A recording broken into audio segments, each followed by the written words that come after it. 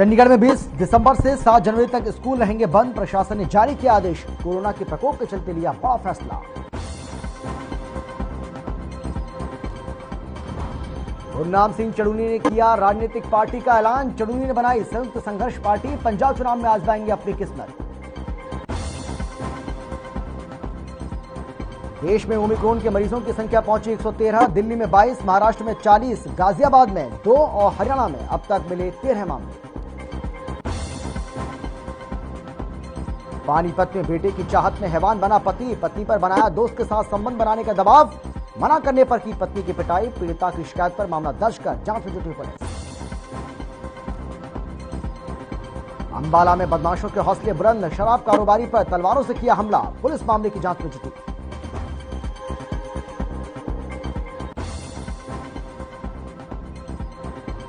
और पीएम मोदी का शाहजहांपुर दौरा। गंगा एक्सप्रेसवे की रखी आधारशिला। 36,200 करोड़ से ज्यादा की लागत से बना है एक्सप्रेसवे।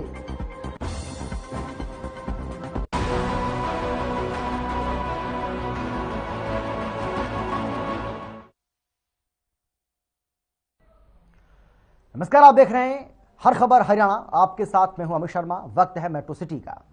साइबर सिटी भी चोरी की वारदातों से अछूता नहीं है। बदमाशों के अंदर पुलिस का, प्रशासन का कोई खौफ नहीं है और किसी भी वारदात को आसानी से यहां अंजाम देकर वो चले जाते हैं। लेकिन अब हम जो बात करने वाले हैं वो एक ऐसी चोरी का मामला है जिसने लगातार वो सुर्खियों में तो बनाए हुआ है और इसके साथ ही इसने सनसनी फैला दी। खेड़ की दौला इलाके का यह मामला, जहां करोड़ों की चोरी के मामले में एसटीएफ ने अब गैंगस्टर विकास लगरपुरिया के खास गुर्गे को रोहतक से गिरफ्तार किया है। आखिर मामला क्या है पूरा, इस रिपोर्ट के जरिए आपको हम दिखाते हैं, देखिए।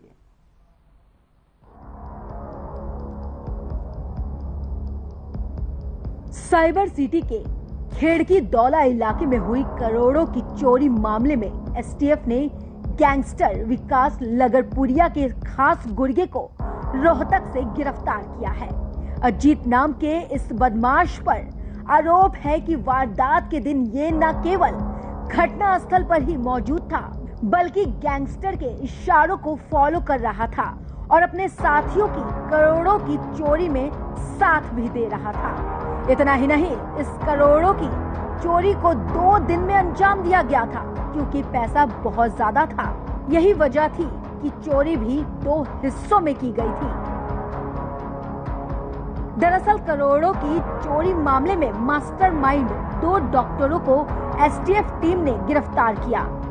करोड़ों की चोरी का असली मास्टरमाइंड डॉक्टर सचिंदर जैन नवल ही था, जिसके इशारे पर करोड़ों की चोरी को अंजाम दिया गया था।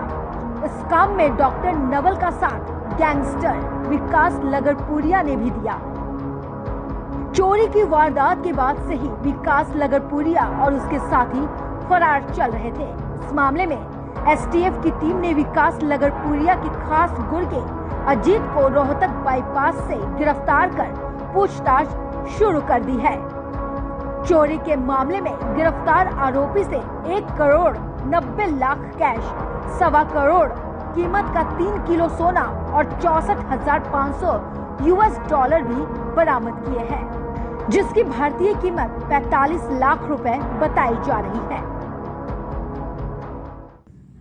हमारे पास जब फाइल आया था तब तो 50 लाख का चोरी था, और लेकिन जब हमने पहला मुलजिम जब गिरफ्तार किया तभी पता चल गया कि ये कम से कम मतलब 10-15 करोड़ से जो ज़्यादा ही है। तो बिकॉज 2 लोग गिरफ्तार हुए, दोनों के इंसाफ के मुताबिक ही अराउंड 17-18-20 करोड़ के लगभग आ गई थी। सो अभी हमें लग रहा है कि जो भी जिनसे भी पूछताछ किया, कंप्लेनेंट से, बाकियों से भी, उसके मुताबिक अराउंड 30 करोड़ की चोरी हुई है, मतलब 30 करोड़ की चोरी हुई है। ये जो अश्विनी तहलान डॉक्टर है, डॉक्टर अश्विनी तहलान और संदीप बुधवार उर्फ नीटू, इनसे हमने अराउंड 1 करोड़ 90 लाख रुपए का इंडियन करेंसी और 3 किलो का सोना और 64,500 डॉलर्स हमने बरामद किया है। और इससे जो बिट्टू आया है, रविंद्र दैया, इससे हमने 1 1,83,00,000 रुपए हमने बरामद किया है। बाकी पहले गुड़गांव पुलिस ने 1,75,000 रुपए सबसे मिला के बरामद कर रखा था।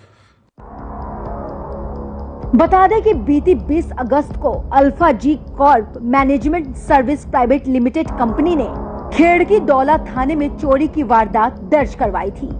गुरुग्राम पुलिस ने मामले की जांच करते हुए दिल्ली पुलिस की स्पेशल सेल में तैनात विकास गुलिया और उसके अन्य को गिरफ्तार कर दोनों आरोपियों को जेल भेज दिया था, लेकिन उच्च अधिकारी इस जांच से संतुष्ट नहीं हुए और मामले की जांच एसटीएफ को सौंप दी। एसटीएफ चीफ ने इस मामले में शामिल बड़े चेहरों को बेनकाब किया।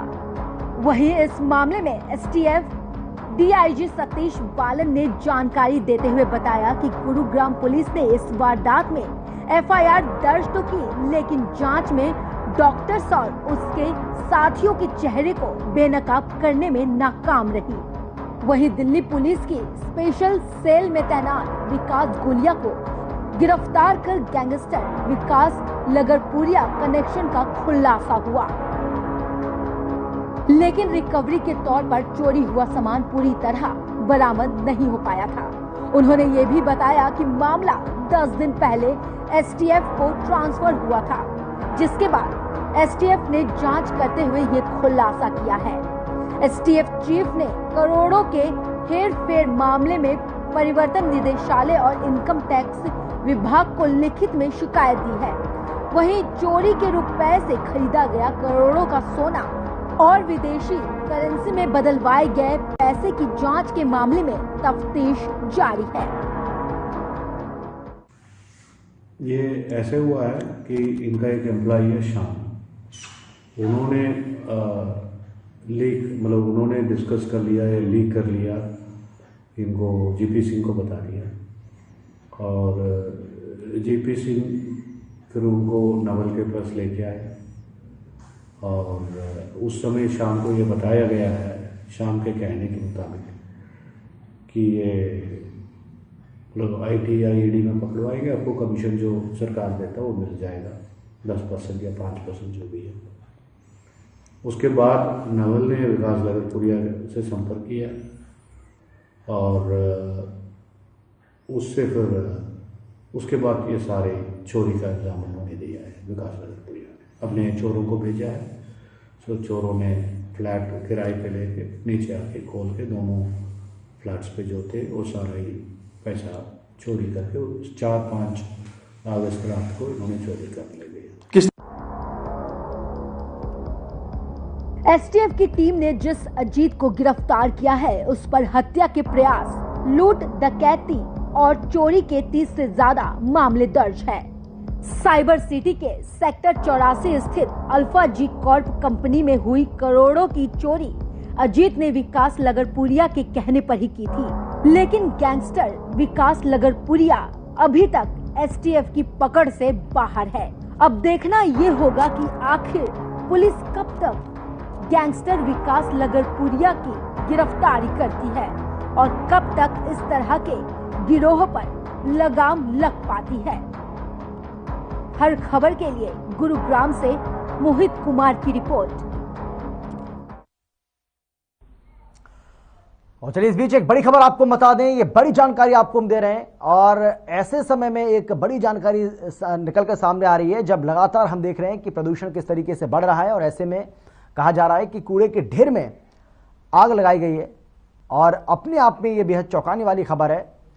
जो तस्वीरें आपको हम दिखाएंगे उन तस्वीरों को देखकर अंदाजा आप लगा सकते हैं कि किस तरीके से यहाँ पर और ज़्यादा प्रदूषण फैलाया जा रहा है और वातावरण को किस तरीके से दूषित किया जा रहा है, उसकी ये तस्वीरें आपके सामने। फरीदाबाद की तस्वीरें आपके सामने हैं जहाँ पर AQI जो लेवल है वो 320 बना हुआ है, बावजूद इसके किस तरीके से खुले में कूड़े में आग लगाई जा रही है, उसकी ये तस्वीरें आपके सामने। फरीदाबाद की ये तस्वीरें आपको हम दिखा रहे हैं जहाँ कूड़े के ढेर में आग लगाई गई है। देखिए, कूड़े के ढेर में आग लगाई है वो कोई बहुत बड़ी बात नहीं है, लेकिन ये आग किस समय लगाई है ये अपने आप में बहुत बड़ा विषय बन जाता है, क्योंकि हम देख रहे हैं किस तरीके से फरीदाबाद का जो AQI लेवल है यानी कि एयर क्वालिटी इंडेक्स वो लगातार 400 के ऊपर बना हुआ था इससे पहले। हालांकि अब ये थोड़ा सा कम जरूर हुआ है, लेकिन उतना भी कम नहीं हुआ है। अभी भी ये बेहद खराब श्रेणी में बना हुआ है, क्योंकि 320 के पार का मतलब ये हुआ कि अभी भी जिले का जो AQI लेवल है, एयर क्वालिटी इंडेक्स है, वो बेहद खराब श्रेणी में बना हुआ है। बावजूद इसके किस तरीके से यहाँ पर लापरवाही बरती गई है, कूड़े में आग लगाई गई है, जिससे वातावरण और ज्यादा दूषित होगा और ज्यादा प्रदूषित होगा।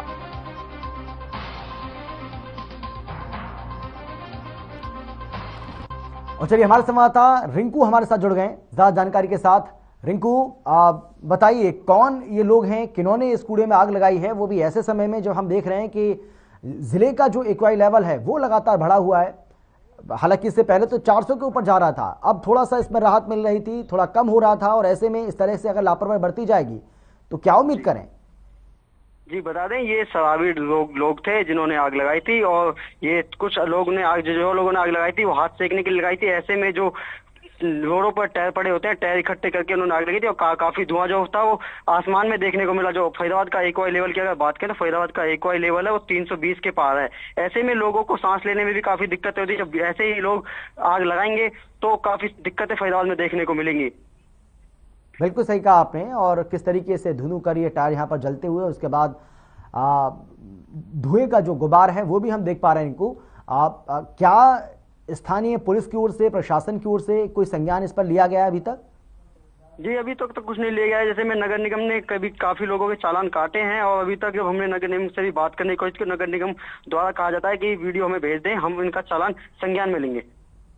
जी बहुत शुक्रिया आपका रिंकू इस तमाम जानकारी के लिए। फरीदाबाद की तस्वीरें आपको हम दिखा रहे हैं जहाँ पर कूड़े के ढेर में आग लगाई गई है, और जिससे कि रिंकू हमें जानकारी दे रहे थे, बताया जा रहा है कि यहाँ पर क्योंकि अब सर्दी का मौसम है और सर्दी बहुत ज़्यादा पड़ रही है, सर्दी लगातार बढ़ती जा रही है, इससे लोग परेशान हैं, और सर्दी के सितम से बचने के लिए लोगों ने यहाँ पर अलाव का सहारा लेने की कोशिश की। लेकिन टायर को आग लगाने का मतलब ये हुआ कि आप वातावरण को और ज़्यादा दूषित कर रहे हैं, क्योंकि टायर जो है वो तेज़ी के साथ आग को पकड़ता है, और उसके बाद इससे जो धुआं निकलता है वो भी वातावरण को बहुत ज़्यादा दूषित करता है, प्रदूषित करता है। ऐसे में टायर को आग के हवाले नहीं किया जाना चाहिए था।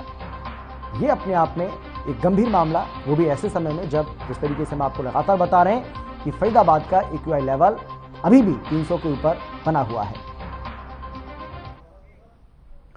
भारतीय सेना में अहीर रेजिमेंट के गठन को लेकर बीते काफी सालों से मांग उठाई जा रही है, लेकिन रेजिमेंट नहीं बनने के चलते अब संयुक्त अहीर रेजिमेंट समन्वय ट्रस्ट ने आगामी 4 फरवरी से अनिश्चितकालीन धरने का ऐलान कर दिया है, जिसमें देश भर के लोग धरना में हिस्सा लेंगे।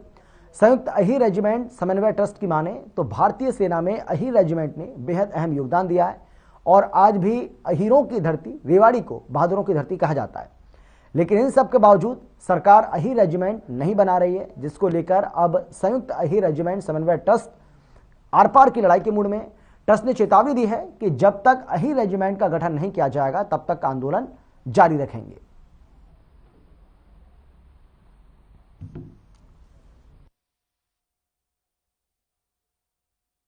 सभी कोर कमेटी के सदस्यों की यहाँ खेड़ के दौला कार्यालय पे मीटिंग आयोजित की गई थी, और सभी जितने भी हमारे पदाधिकारी हैं, जितने भी हमारे कोर कमेटी के सदस्य हैं, सभी से सलाह मशवरा करके एक निर्णय किया है कि जो ये अहीर रेजिमेंट की मांग है, इस मांग को लेकर हम 4 फरवरी से खेड़ के दौला टोल प्लाजा पे, जहां हमने पहले भी धरना दिया था अहीर रेजिमेंट की मांग को लेकर, वहीं से धरना स्टार्ट करेंगे। और ये धरना जब तक चलता रहेगा जब तक हमारी अहीर रेजिमेंट की मांग पूरी नहीं होती।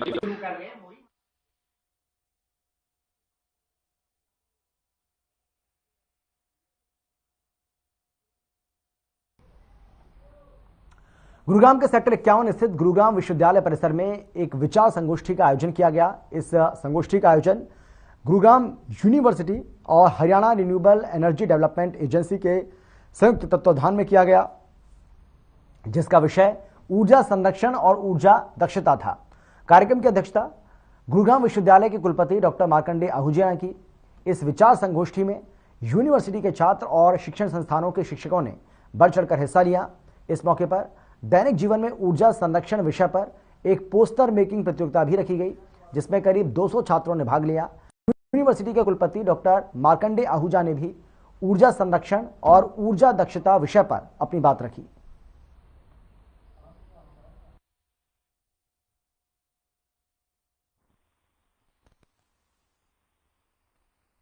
I welcome you on behalf of Gurugram University and Harera both, because it's a joint conference, and dear students who all are present here to learn how to have energy conservation and energy efficiency.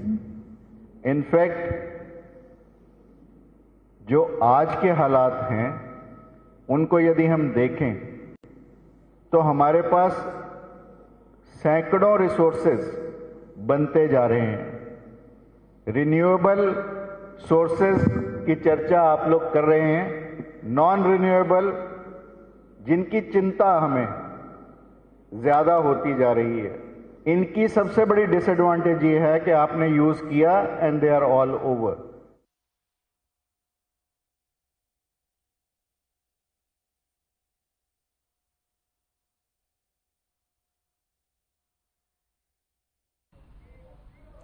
Sonipat के गांव मनाना से रविवार को लापता हुई 7 वर्षीय बच्ची का शव मंगलवार को बरामद हुआ। साथ ही आपको बता दें कि जोगी समाज के लोगों ने शुक्रवार शाम को पीड़ित के हत्यारों को गिरफ्तार करवाने की मांग को लेकर प्रदर्शन किया और भावपूर्ण कैंडल जलाकर श्रद्धांजलि दी। जोगी समाज के प्रदेश अध्यक्ष उमेश सिंह छतेरा ने बताया है कि मासूम बेटी के साथ साथ बहुत बुरा काम हुआ, अपराधियों की ओर से उसकी हत्या भी कर दी गई। साथ ही उन्होंने कहा कि पुलिस को जल्द से जल्द सख्त कदम उठाना चाहिए और मासूम बेटी के हत्यारों को गिरफ्तार करके उन्हें सलाखों के पीछे भेजना चाहिए।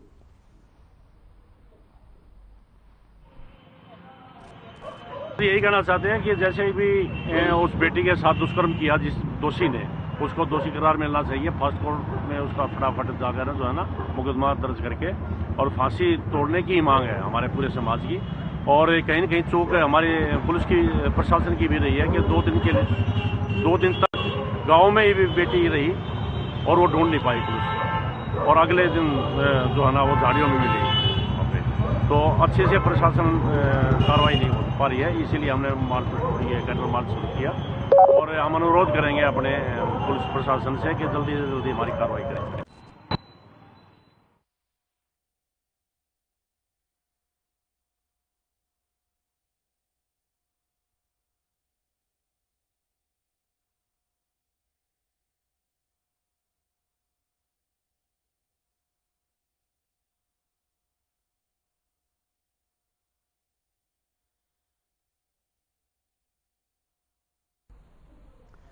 नेशनल हाईवे 44 का काम किसान आंदोलन के चलते रुका हुआ था, लेकिन अब सोनीपत के डिप्टी कमिश्नर के दिशा निर्देश के अनुसार नेशनल हाईवे का निर्माण कार्य शुरू कर दिया गया है और जल्द ही वाहन चालकों को अब राहत मिल सकती है।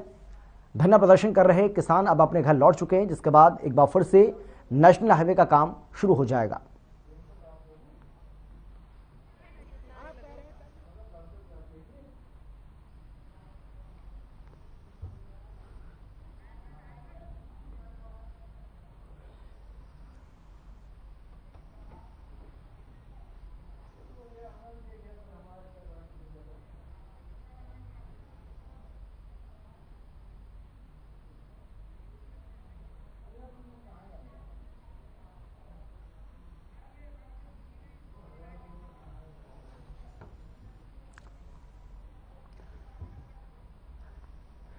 तो फरीदाबाद के इंडियन मेडिकल एसोसिएशन में एक विशेष कार्यक्रम का आयोजन किया गया, जिसमें कोरोना काल में बेहतरीन काम करने वाले पत्रकारों को प्रशंसा पत्र देकर उन्हें सम्मानित किया गया। आईएमए की जिला प्रधान पुनीता हसीजा और media coordinator doctor Suresh Arora ने महामारी के दौर में डॉक्टर्स का सहयोग करने और जन जन तक सूचना पहुंचाने के लिए मीडिया कर्मियों का धन्यवाद किया। मंच से उनकी जमकर तारीफ भी की।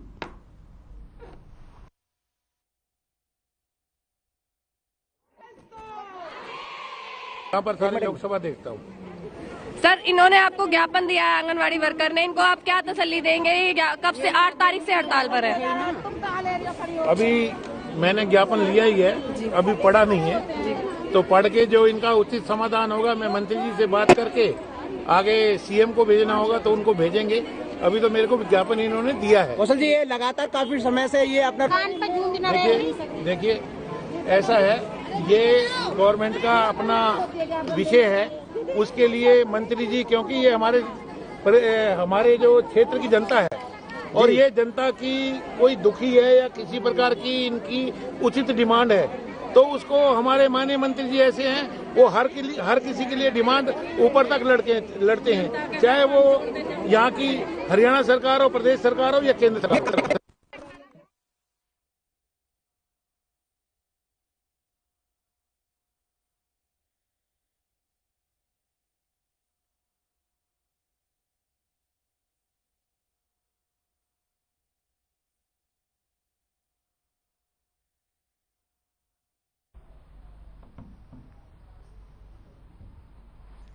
तो आईएमए ने पत्रकारों को सम्मानित किया है, पत्रकारों का धन्यवाद किया है। जिस तरीके से कोरोना काल में पत्रकारों का सहयोग रहा, उसके लिए उनका आभार प्रकट किया गया है आईएमए की ओर से।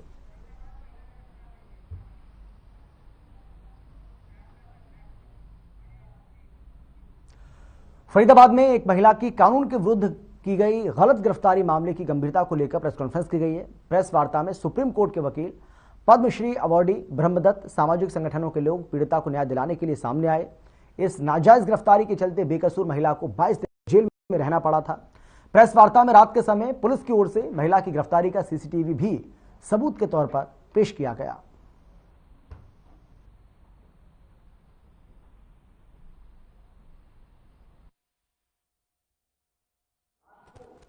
सविता देवी ने जब इनकी गिरफ्तारी हुई थी तो कुछ इनके परिवार वाले हैं, जो परिवार से इनके फैमिली मेंबर हैं, उनके द्वारा मेरे संज्ञान में ये बात आई है।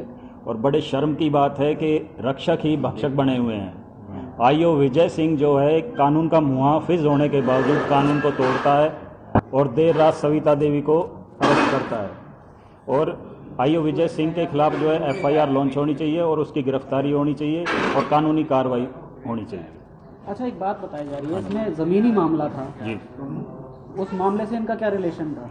इनका कोई रिलेशन नहीं है, इनको सिर्फ दबाव बनाने के लिए उठाया गया था। बाद में कुछ ऐसी बातें भी आई थी कुछ सामने कि इनको उठा के अंदर बंद कर दो, खर्चे पानी की चिंता मत करो। तो उधर से जैसे कि इन्होंने गाड़ी में इनको बैठा के ले जा रहे थे, इनको कंटिन्यू फ़ोन पे बात हो रही थी। तो आईओ विजय सिंह के फ़ोन पे कह रहा था कि यार तुम मेरी वर्दी को उतरवाओगे। तो जाहिर सी बात है कि दूसरी पार्टी थी या कोई अदर कोई ऐसी सोर्स थी जहाँ से। आपके पास रिकॉर्डिंग है जो उसने ये बोला मेरी वर्दी को? नहीं, इसकी कोई रिकॉर्डिंग नहीं, ये तो इन्होंने बताया था हमें कि बाहर आके 22 दिन के बाद।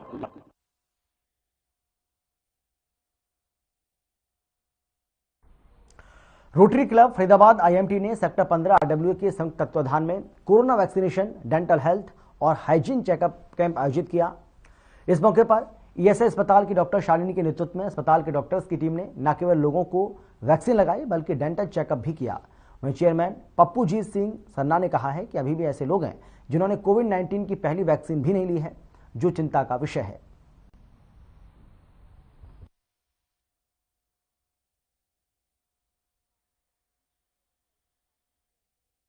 आएंगे अगर लोग अपनी फर्स्ट डोज नहीं कंप्लीट करेंगे, और जिन्होंने फर्स्ट लगवाई है वो सेकंड के लिए आगे नहीं आएंगे।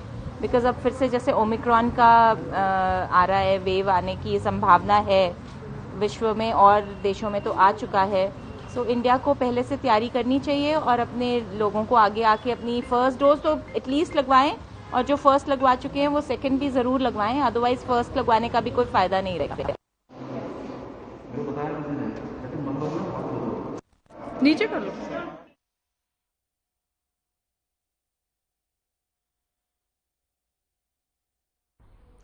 रतला के फतेहपुर बिल्लौच में सुंदर ने अपने पिता स्वर्गीय समय सिंह फोगाट की याद में एक विशाल दंगल का आयोजन किया, जहां मुख्य अतिथि के तौर पर जननायक जनता पार्टी के राष्ट्रीय सचिव ठाकुर राजाराम पहुंचे।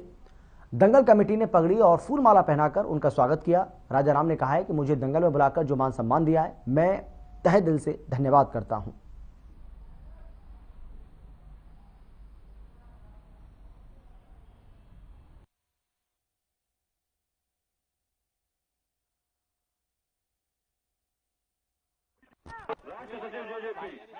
ये कार्यक्रम हर साल की भांति आदरणीय पूजनीय स्वर्गीय समय सिंह फोगाट जी की यादगार में कई वर्षों से होता आ रहा है।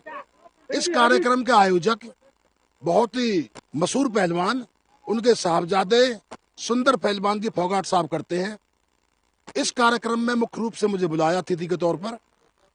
मैं इन सबका धन्यवाद करता हूं और हमारी पार्टी के सरकार में डिप्टी मुख्यमंत्री आदरणीय दुष्यंत चौटाला जी एक युवा डिप्टी सीएम के तौर पर है। वो खिलाड़ियों के लिए हमेशा तत्पर रहते हैं। खिलाड़ियों के लिए सरकार में 3% का कोटा सरकार ने फिक्स किया है, चाहे उसमें अपने ये एशिया गेम हो चाहे कोई से गेम हो, उनमें सरकार ने युवा को तरजीह दी है।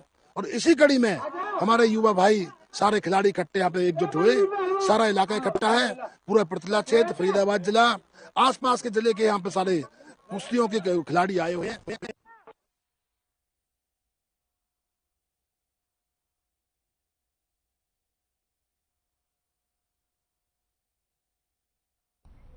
और इसी के साथ इस बुलेटिन में फिलहाल इतना ही, छोटे से ब्रेक